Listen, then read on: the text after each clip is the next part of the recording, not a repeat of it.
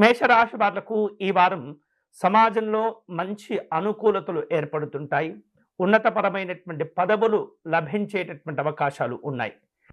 మీకు కలిగేటటువంటి వివిధ రూపాల్లో పరిచయాలను ఉపయోగించుకొని భవిష్యత్తుకు అవసరమైనటువంటి చక్కని అభివృద్ధితో కూడిన ప్రణాళికలను సిద్ధం చేసుకోగలుగుతారు.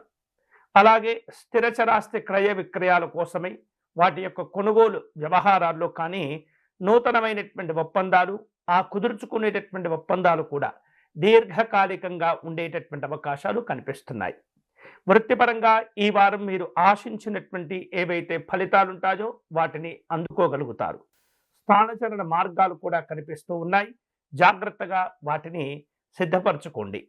వివిధ రూపాల్లో ఈ వారం కోర్టు సంబంధమైనటువంటి అంశాల్లో మంచి అనుకూలతలు ఏర్పడుతూ ఉంటాయి.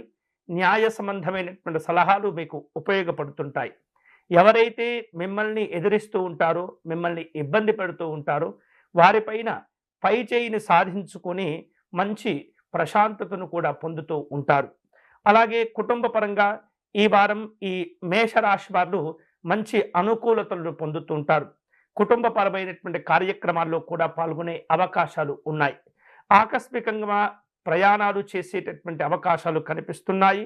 వివిధ ప్రాంతాల నుండి వచ్చినటువంటి స్నేహితులను, బంధువులను కలుసుకునే అవకాశాలు కూడా కనిపిస్తున్నాయి.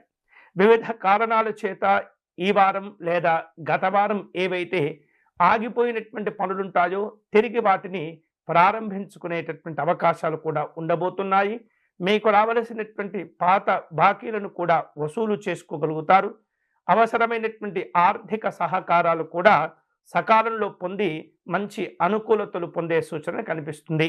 ఈ వారం ఈ మేషరాశి వారు మరిన్ని శుభ ఫలితాల కోసమై లక్ష్మీ నృసింహస్వామి వారిని పూజించటం మంచిది.